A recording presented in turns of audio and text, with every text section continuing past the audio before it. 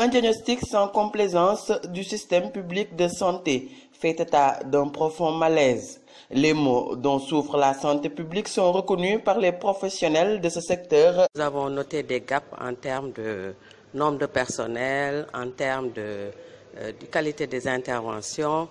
Et ça a été décrié parce qu'il y a beaucoup d'écoles privées pour la formation des infirmiers et des sages-femmes qui n'appliquent pas cette approche par compétence. En ce qui concerne le personnel médical maintenant, donc, de plus en plus, on sent ces médecins qui se détachent de l'approche de l'offre de soins. Alors que leur rôle central, c'est de veiller à la mise en place d'un paquet de soins de qualité.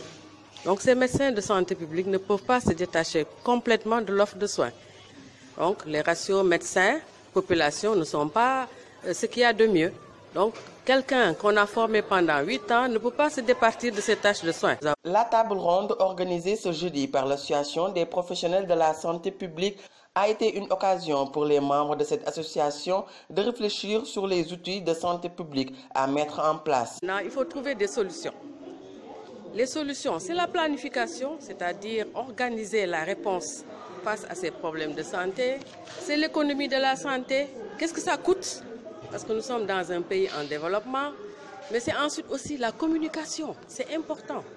Dans nos pays, il faut que les populations soient informées. Qu'est-ce qui fait que les problèmes sont là? Comment on va faire pour les éviter? Une fois que ces problèmes sont sur place, comment faire pour réduire leur gravité? Que les gens n'en meurent pas. Et enfin, quand les gens sortent de ces problèmes, comment faire pour qu'ils soient réhabilités, qu'ils puissent être rentables et qu'ils puissent être, disons, productifs. L'Association des professionnels de la santé publique, qui existe depuis 20 ans, s'est engagée dans une nouvelle dynamique pour redonner une meilleure image à la santé publique qui toutefois suscite un engouement chez les jeunes.